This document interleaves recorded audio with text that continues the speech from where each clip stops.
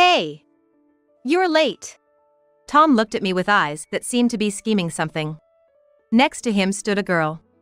Then, he said something unbelievable. I'm going to live with this girl. If you don't like it, leave. I had suspected something was up when he brought her here, but I never thought he'd tell me to leave. The thought that our 10 years of marriage could end so easily made me incredibly sad and frustrated. But all the responsibility for this lies with Tom. I won't let him get his way. Now it's my turn. My name is Holly York. I'm a 37-year-old housewife who works for a major corporation. My husband, Tom, works in sales at a real estate company not far from our home. We met 11 years ago at a mixer party organized by an acquaintance. While everyone else was having a good time, I noticed a man who seemed out of place and uncomfortable. That was Tom. Normally, I wouldn't pay attention to a guy who didn't seem to fit in, but for some reason, I was drawn to him that night. No one else seemed to notice him, but I was the only one who approached and started a conversation with him. Nice to meet you. Tom's response was lukewarm, just a slight nod. But this gesture somehow attracted me even more. From there, I became very assertive. I didn't worry about being disliked, I just kept talking to him. Gradually, Tom started to open up, and before we knew it, we were at a different bar, just the two of us, leaving everyone else behind. This night led to us dating later on. A year after that, Tom proposed to me. Of course, I said yes. The year we spent together before getting engaged was a great opportunity to get to know each other better. There was no reason to say no. I vowed to spend the rest of my life with my beloved Tom, and we got married with blessings from everyone around us. I had been focused on my career. But finally, I had found happiness. Or so I thought until one morning. As I went to take out the trash, I opened the front door and saw a girl standing on the other side of the street, staring intently at our house. I tried to recall who she might be, but no one came to mind. I had never seen her around here before. Wondering if she needed something, I called out a distant good morning to her. Without saying anything, the girl ran away from the spot. What was that about? The girl had a blank expression and lifeless eyes. I felt a bit creepy. When I got home from work, I planned to talk to Tom about the girl. After finishing my job for the day, I headed home. I thought about preparing dinner and waiting for Tom, but then I remembered that for the past month, Tom had been swamped with work, staying late every day. On top of that, he even had to work on weekends, so we barely had any time to talk properly. I completely forgot about that girl. I decided to talk to Tom about it later and went to bed early that night. The next day, Tom had already left for work. Recently, we haven't had much of a conversation at all. It's a bit sad to think that this is what happens when you've been married for a long time. I wonder if that girl is out there again. When I opened the curtains of the bedroom and looked outside, the girl was standing in the same spot as yesterday, staring at our house. I quickly went downstairs, opened the front door, and stepped outside. I called out good morning to her again, but she ran away just like before. What's her deal? Even though it had only been 2 days, the image of the girl was already unsettling to me. And this continued for a week. I finally decided it was too important not to tell Tom about it. He got home around 11 p.m. Welcome back. Thanks, it's rare to see you up this late. As he was about to change his clothes, I stopped him, saying I had something to talk about. Tom looked a bit annoyed. I knew he must be tired from work. But I couldn't keep quiet after what had happened. So, here's the thing, I started. But as expected, he said. I'm tired. Let's talk about it later. He didn't even try to listen and went straight to the bathroom. I tried to talk to him, but he ignored everything. And went straight to bed. No luck. I thought to myself, deciding to stop relying on Tom and take action on my own. I had noticed that the girl always showed up around 7 a.m. in front of our house. Tom always leaves for work at 6 a.m. So he's unaware of her presence. The next day, just before 7 a.m., I positioned myself in front of the living room window, keeping the curtains closed, so the girl wouldn't notice me. Peeking through the curtain gap, I saw the girl arrive. She's here. Today, instead of going out the front door, I decided to sneak out the back. I quietly approached the girl and then said, "Good morning." How many times have I said that to her now? She looked startled and tried to run away, but I reached out and grabbed her arm, refusing to let go. I gripped her arm a bit tighter, determined not to release her. Surprisingly, she didn't resist. "Would you like some juice?" I found myself asking out of the blue. She nodded in agreement, which was a bit unexpected. "It's a bit disconcerting." I asked her to wait a moment and went to get some juice. I half expected her to be gone when I returned. But she was still there. "Here you go," I said, offering her the juice. She hesitated to take it at first. "It's okay, you can drink it." Hearing that, she gently took the cup with her small hands and started drinking. As I watched her, I noticed something black on her arm. "Hey, what's your name?" When I asked her name, the girl showed a shy smile and told me. "Shane." "Shane, that's a nice name." After finishing her juice, Shane quickly went back home. I didn't ask why she came here every day or where she was coming from. She seemed like a very sincere child. I guess it's good she at least told me her name. I planned to slowly build a friendship with her and ask more about her later. I thought that. However, things didn't go as smoothly as I hoped. The next day, Shane, who was usually there, was nowhere to be seen. The mornings are still cold, and it wouldn't be surprising if such a young child caught a cold from standing outside so early. So, I tried not to worry too much about Shane not showing up. But it wasn't just that day. Shane didn't appear the following day or the day after that either. Could she have caught a cold, perhaps? Another 2 weeks passed. She's not here today either. I'm really starting to worry that something might have happened. It was strange how concerned I was for a child who wasn't even mine. Because of that, it's even started to affect my work and household chores. This worry started to affect my work and household chores. If this continues, even Tom might get angry. He didn't say anything about my forgetfulness, nor did he seem to care at all. I had felt a sense of disconnect from Tom for a while now. After being married for 10 years, I wondered if his love for me had faded. I tried to convince myself that this was just stability in our marriage, but it felt empty. Then, 3 days later, while stopping by the supermarket after work, I saw a familiar figure in the distance. What? I was stunned to see Tom walking arm in arm with another woman, looking cozy together. Why? I couldn't believe what I was seeing and felt dizzy. I managed to calm myself down and decided to follow them. After trailing them for about 10 minutes, they arrived in a hotel district behind the train station. "You're kidding, right? This can't be happening, right? He wouldn't do this, would he?" I hoped, but my hopes were dashed as I saw Tom and the woman enter a hotel. Shocked, I stood frozen in place, feeling sick to my stomach. I ended up vomiting next to a telephone pole. I wanted to leave immediately, but I knew I couldn't run from this reality. I took out my phone from my bag and waited for Tom and the woman to come out of the hotel. I need to get evidence of his affair on my phone. 3 hours later, finally came out. Tom and the woman were all smiles. I quickly snapped photos. This should be enough evidence. I couldn't clearly see the woman's face as she was wearing a hat and sunglasses, but the photos should suffice as proof of the affair. Still, I felt uneasy with just the photos. From that day, I decided to give Tom some space and gather more evidence. 2 weeks have passed since then. My life has been busier than ever with work, household chores, and collecting evidence of Tom's infidelity. I've never been this busy before. I haven't been getting enough sleep, and my health is deteriorating. But I couldn't just stay put. It was during such a time, while I was getting ready to go to work, that the doorbell rang. Who could it be this early in the morning? My exhaustion from recent busyness and unending irritation was taking a toll. I swung the door open with force, only to find Shane standing there. Shane, who hadn't shown up for a whole month. Shane. What had she been doing all this time? Was she sick with a cold? I greeted her, saying it had been a while, but Shane was as quiet as ever. "What brings you here today?" Then, Shane handed me a fabric bag she was holding. "What's this?" Inside the bag, I found what looked like toys and a single photograph. As I pulled them out to look, what? I was faced with something utterly unbelievable. And at the same time, I discovered both the identity of Tom's affair partner and Shane's true identity. Everything connected unexpectedly from this unlikely source. Stunned by the truth, Shane said to me in a soft voice, "Big sister. It's okay.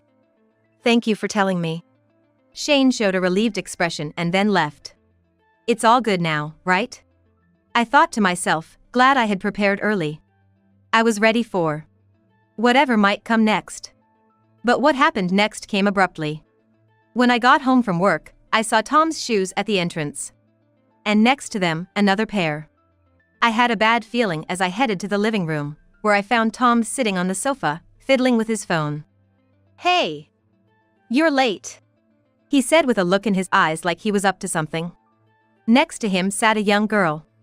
And then he said something outrageous. "We're going to live with this girl. If you don't like it, you can leave." I had suspected something was up when he brought her here, but I never expected to be told to leave. The thought that 10 years of marriage with Tom could end so easily made me feel incredibly sad and frustrated. But all of this, every bit of it, is Tom's responsibility. I won't let him get away with this any longer. Now it's my turn. I immediately responded to Tom. "So, you're okay with me leaving?" Because, you know. Tom tried to interrupt me mid-sentence, telling me to shut up. But I threw his words right back at him. "You should be the one to keep quiet for a bit. What I'm about to say is very important." "What? Me being okay? I'm talking about your life from now on." "Huh? What are you talking about, LOL? My life isn't going to end," he said, clueless about what I meant. That's when I explained the reason to him. Infidelity and a child. With your current situation, just these words should be enough for you to understand what I'm getting at, right? I took something out of my bag and showed it to Tom. His reaction was immediate. He started shaking uncontrollably. It's too late to be scared now. Although a bit sooner than I had planned, it's better to deal with such matters quickly. That child is Shane, the one born to you and your mistress. I've known about it for a long time. Where did you get that? I got all the information from Shane herself. What? Shane was Tom's child, a secret he had kept from me. Despite being married to me, Tom had an affair with another woman and even got her pregnant. Shane, you went and did whatever you wanted. Tom turned red with anger and raised his fist at Shane. However, Shane didn't even flinch. It's no surprise. She was used to such treatment. So that's how you've been treating Shane, isn't it? Making sure not to leave any marks on her face. Tom, caught off guard by my words, hastily tried to make excuses. No, it's not like that. You know how it is, right? When a child does something wrong, you scold them. So this is just, a father's. What's different about it, Tom? Do you understand what you were about to do? Even if you hadn't done anything yet, what do you think people would say if they saw this? I apologized to Shane and rolled up her sleeve, revealing black bruises on her slender arm. This is the answer to what you were about to do. Who are you to talk about punishing bad behavior? Aren't you the root of all evil here? And suddenly playing the father card. Unbelievable. It's impossible for you to admit it just because I found out. That's what I can't stand about you. I intended to remain calm, but I lost my temper seeing Tom only thinking about himself. Tom, seeing my fury for the first time, began to sweat profusely and fell silent, looking down. Shane then handed him something. Here. It was that same fabric bag. But what Shane was actually handing over wasn't the bag itself, but its contents. The same items I had seen before. Which indisputably proved Tom's affair. What? Shane said nothing. Why don't you open it and see? Then you'll understand. Tom cautiously opened the bag and peeked inside. His face turning pale before hastily closing it again. What's the matter? You look pale. He must not have expected to find such things inside.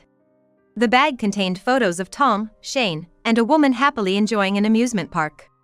And a custom-made acrylic stand. With all three smiling. The woman with them was, indeed, Tom's mistress and Shane's mother. These photos and the acrylic stand were solid evidence of Tom's affair and that Shane was his daughter. It turns out, the amusement park they had visited was celebrating its 20th anniversary with a special event. Offering a gift of a custom-designed acrylic stand for families. Complete with their names. And there was more in the bag that I hadn't seen before. a family photo taken shortly after Shane was born. With Tom's, Shane's, and the mother's names written on the back. Seeing such a thing, it's no wonder you'd turn blue. It's all pretty awful. I blurted out without thinking. Just this alone makes it clear that Tom is an unbelievable man. But what's even more shocking is his affair partner. It turns out, Willow Turner, who is Shane's mother, is actually my boss. I found out that Tom and Willow have been having an affair for some time. And not just that, she's pregnant now. Can you believe it? Why my boss?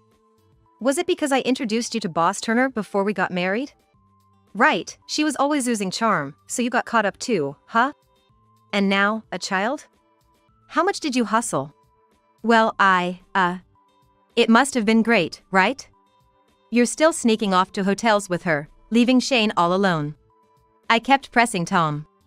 It's clear from this that Tom and Willow have been faithful to their own desires. They've been paying people we know to take care of young Shane time and again. You're the worst, both as a parent and a person. Then, Tom suddenly got down on his knees. I'm sorry. I never thought it'd come to this. What are you saying now? It was tough for me too. No matter how hard I tried, my boss wouldn't recognize my efforts, my colleagues were getting promotions, and I was left behind, feeling out of place at work. My salary is even lower than yours, why should I be the only one feeling miserable? I was stressed out too. I was disappointed. All he could do was talk about himself. Stress, huh?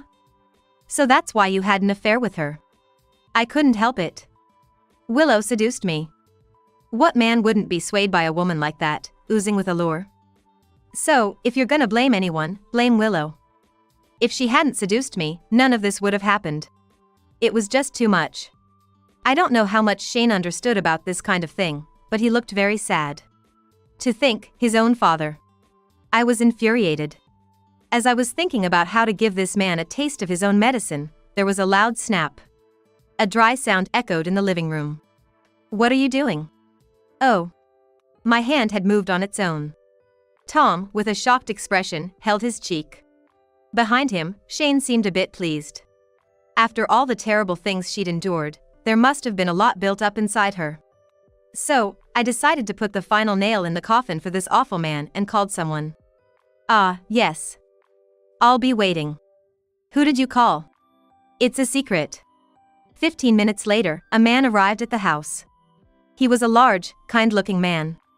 Then, he looked at Tom and introduced himself in a low, angry voice as Mr. Turner. Eh? Mr. Turner? You've done it now. You messed with my precious daughter and even got her pregnant. Could it be? You know it. This man is Ms. Turner's father. The moment he heard that, Tom was stunned. You're the lowest of the low as a human being. I can't forgive what you've done. You've sullied my daughter whom I've cherished and raised, getting her pregnant and having a child. Someone who messes up other people's lives like her isn't my daughter anymore. His words, spoken in a low, pressurized voice, were enough to push Tom to the brink of despair. But it wasn't over yet. Now it's my turn. Of course, I'm divorcing you. Write your name on this right now. I thrust the divorce papers in front of Tom. But Tom was already in the depths of despair. Faced with the reality of divorce, he just looked off into the distance and laughed. My words were no longer reaching him. Whatever happened to that bravado of his? People change so much when they're pushed to their limits. It seems any more would be a waste of time. I'll be leaving now. If my daughter calls, tell her that she's no longer my daughter, and I've cut ties with her. Understood. I'll make sure to pass the message along. Thank you for coming despite your busy schedule. And then Mr. Willow's father left. Now it's just this guy. Just when I was wondering what to do with Tom, Shane handed me a cell phone. For me? I wondered who was calling and answered it. Tom! It's terrible! The affair has become an issue at work. It seems Shane spilled the beans to the company. At this rate, I'll have to quit my job. Tom, help me! Hello? Who's this? Good evening, Ms. Turner. It's Holly York. Holly York speaking. There was silence from Willow's end of the phone. She seemed surprised that I was the one answering. You can hear my voice, right? Why is Holly York on the line? I mean, this phone is. Yes, it's my husband's phone.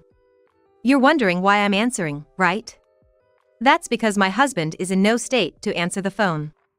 He's been cornered after I found out about his affair with you, and now he's just staring off into space in shock, especially after your father gave him a piece of his mind. Of course, your daughter and my husband are here too. Oh, and by the way, you mentioned earlier that Shane was the one who spilled the beans about the affair at work, but guess what, it was me. What? Willow was clearly shaken by the flurry of surprising news, even over the phone. She seemed at a loss for words. I pressed on. Oh, and before I forget, I should tell you something. Your father said he no longer considers you his daughter and has cut off all ties with you. Huh? He was quite angry, so you might want to brace yourself. Then Willow screamed over the phone and started cursing at me. But at that moment, Shane reached out to me. Understanding his gesture, I handed him the phone. Mommy. I hate you. Bye-bye. What? Wait. Ignoring Willow's response, I hung up the phone. Then, Shane turned to me and spread his palm wide. We high-fived. A smile returned to Shane's face. That day, I divorced Tom, and Willow was also disowned and kicked out of her house. Later, I heard from an acquaintance that Willow, having her scandal spread throughout her company, had to resign. With nowhere to live, she ended up in a century-old rundown apartment, scraping by with day-to-day jobs and leading a poor life. As for Tom, he was fired from his job for frequently skipping work to be with Willow. His loyalty to his desires led him to strangle his own future.